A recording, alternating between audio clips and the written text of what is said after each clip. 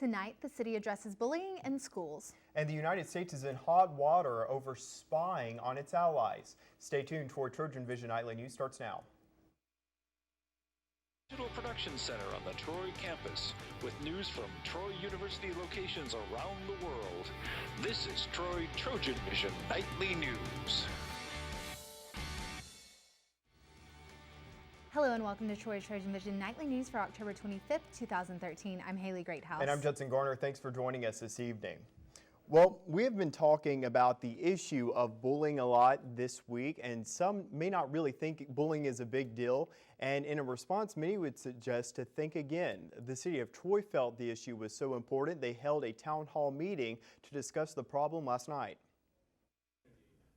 On Thursday evening, residents, parents, and students from the Pike County area gathered in Hawkins Hall to learn more about the problems of bullying and suicide and how easy internet access has magnified these problems with cyberbullying. The event featured presentations and panel discussions with area school counselors, mental health professionals, and technology experts. This is part of our Bullying Awareness Week, and we had an expert panel come out to discuss issues about bullying within our community to educate parents, teachers, and community members alike on issues like cyberbullying, bullying within our school system, and what we can do to help prevent, intervene, and make a difference.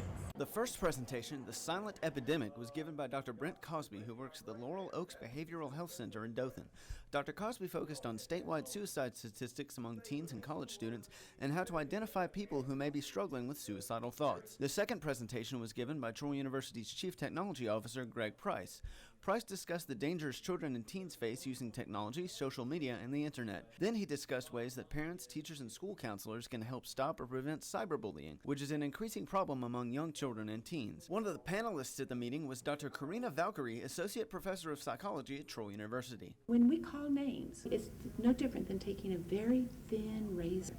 A lifetime, that heart is going to be bleeding and hurting, and it's going to be like internal. We won't actually know until someone acts out, hurts someone, kills themselves. That's the issue, the power of words. After the presentations, the group gathered outside Hawkins Hall for a candlelight vigil to remember victims of bullying. Graduate students from Troy's counseling program read the stories of Alabama teens that have recently committed suicide because of bullying they faced at school or online. Organizers hope the Bullying Awareness Community Meeting will become an annual event to spread awareness of bullying in local school systems and help the community find ways to stop it before it results in a tragedy. Lloyd Price, Troy TrojanVision News.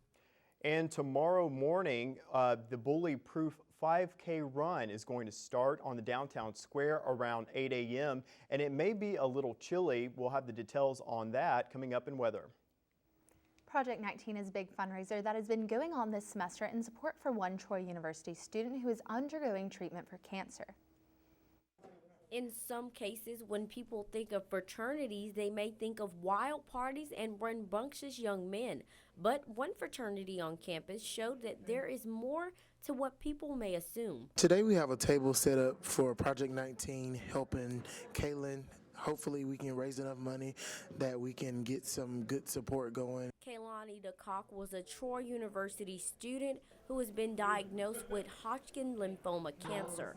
As a player for the soccer team, her fellow teammates began an effort to raise funds and awareness for Kaylani, and it seems this good cause spread like wildfire across the campus. It honestly makes me feel proud. I feel great to know that I'm attending this prestigious university who can all come together and associate as one to help one of our fellow students. It means a lot because you never realize how cancer affects people, and it's really affected our university with one of our student athletes. I've dealt with cancer in the past with my uncle passing away from cancer, so I know how it affects people's peers and family. We just wanted to help this young lady since we are all Troy students and she's a Troy student too. In efforts to raise awareness for Project 19, the Brothers of Alpha Phi Alpha are receiving donations from students and handing out sweet treats.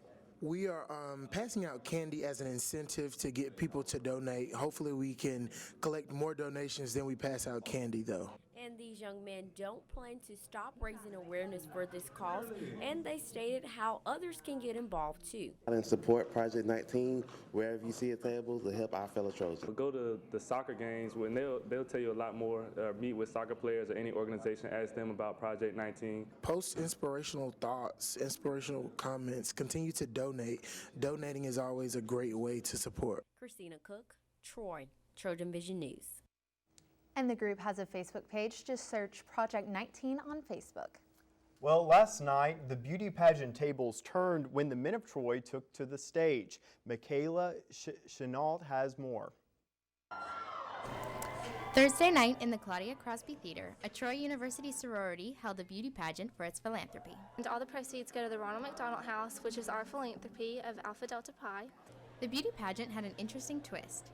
Male students showed their sensitive side for the ladies and competed for the title of Troy University's Most Wanted Man. Good laughs. Guy didn't win. The guys had to get out of their comfort zones and even had to learn some choreography. Yeah, I choreographed the opening number and just getting them prepared for tonight. This is the 6th annual Most Wanted Man competition here at Troy. Andrew Johnson took home the title. He says that he felt very honored to be Troy's most desirable man. I'm the 2013 Most Wanted Man. Oh God, I felt like Miss America. I don't know, I was so surprised. I had a great time with all the guys backstage. Shout out to all of them, they were awesome. Michaela Chenault, Troy, Trojan Vision News. And all the money raised goes to the Ronald McDonald House Foundation, which assists families with children who are in the hospital. And now taking a look at news from around the state. In Montgomery, a Walmart Stores Incorporated representative has offered a proposal that would make the chain Alabama's main provider of drugs through Medicaid. The Alabama Medicaid Pharmacy Study Commission heard the proposal yesterday.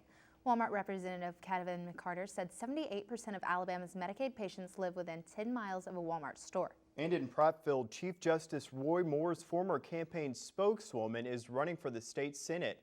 Susie Josie of Autauga County says the Senate needs the perspective of a Republican woman.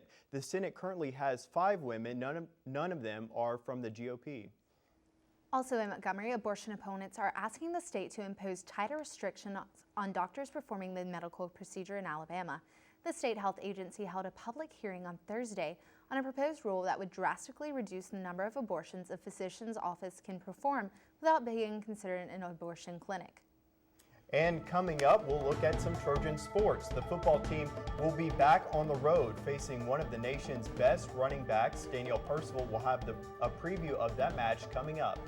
Now, Danielle Percival joins us for a look at Trojan Sports. So, Danielle, it's been a little while since the Trojan football team has been in action, and they're on the road. I think they're on the road to play a game tomorrow, and it's going to be a tough one. Well, it is, Judson. It might be a good thing that they had a week off to prepare for this contest, but we'll get into a game preview coming up. Okay. After some much-needed time off, the Trojan football team will be back in action this weekend and looking to stay alive in the conference title hunt. The Troy Trojans will be back on the road looking for a strong start to the second half of the season, but they'll have to do it against a team with some of the conference's best on both sides of the ball. The Trojan offense is the strong point of the team, and their biggest concern might be Hilltoppers linebacker Xavius Boyd, who was awarded Sunbelt Defensive Player of the Week 3 weeks in a row this year, a first by anyone in the conference. They've been the best in the conference over the past couple of years defensive-wise, so they've got some good players at linebacker, number 4, and the free safety, number 1, NFL prospects, apparently, so we got to go up there and play a good football game and know where those guys are at all times. But on the other side of the ball, the Hilltoppers have one of the nation's best in the backfield, running back Antonio Andrews. Against Louisiana Lafayette, Andrews became the first in the nation to eclipse the 1,000-yard mark this season. As a defense, we're very excited to be able to face them. We know they're going to run the ball with that pro-style offense.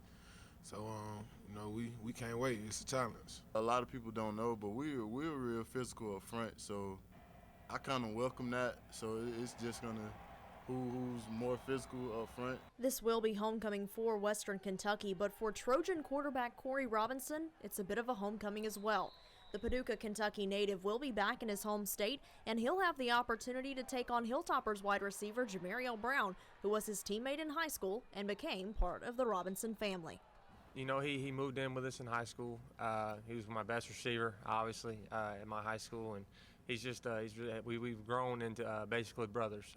He's lived with us, you know, still to this day, man, and I consider him, you know, one of my best friends, if not my best friend. And you know, he's just a really great guy and a good football player. And you know, I hope he has about 300 yards on us, you know, but I hope we win in the end. You know, I gotta hope he does well all the time. This will be the fourth straight game the Trojans have played in that has been a homecoming game. The Trojans have won 2 of 3 and look to make it 3 in a row on Saturday with kickoff in Bowling Green at 3 p.m. The Trojan Soccer team was in action at home yesterday for their final contest at the Troy Soccer Complex this season. The team was able to secure a 1-0 victory over Louisiana Monroe thanks to a goal by Louise Ching in the 14th minute. The team is now 3-3 in the conference and looking to better their position this weekend in the final contest of the regular season. On Sunday, the Trojans will be facing Louisiana Lafayette on the road, and head coach Chris Bentley knows there's much at stake for both teams in this match. That game could be a championship game for them.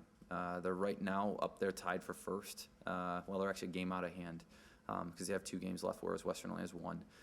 But if they win Thursday, potentially that's a championship fighting game for them. So I guess we'll see how it goes. I think, you know, first things first for us with La Monroe. But once we get through there, I definitely expect them to be a very tough test. Well, the Trojans got it done against ULM, but the Ragin' Cajuns lost to South Alabama Thursday. Sunday's game between Troy and ULL will begin at 1 in Lafayette. The volleyball team has an unusual schedule this weekend that will involve some quick traveling. Though they only have 1 true road trip, it's more like 2. The Trojans will be at Arkansas Little Rock tonight, then back in action at home on Sunday. Troy faced Little Rock earlier in the year and fell in 5 sets. Little Rock is in 2nd place in the league at 7-2 in the Sun Belt and 15-6 overall. Head coach Sonny Kirkpatrick knows his team is in for another tough test this weekend. The nice thing about going to Texas last weekend is even though we're going to be on a bus to Arkansas this weekend, we went on a lot longer trip last weekend. So this should feel fairly easy and what we're used to. Then we just have to make sure we're ready for Little Rock on Friday, and we've got a really good Texas State team on Sunday. So we need to be at our best to try to get a win or 2. The Troy Trojans and the Trojans of Arkansas Little Rock will be in action tonight at 7. Then Troy will return home for a match Sunday at noon against Texas State. So Haley, Judson, the football team is finally back in action. I know it's been a long time, it seems like, since Trojan fans have had the opportunity to see the team in action. Not at home this weekend, so you'll have to tune in on ESPN3 on the computer. But best of luck to the Trojans. Hopefully that time off will have given them a little extra time to heal up and be ready to get out there on the field and maybe get a win. All right. Well, we will be tuning in online to see our Trojans. Thanks a lot, Danielle. Thank you.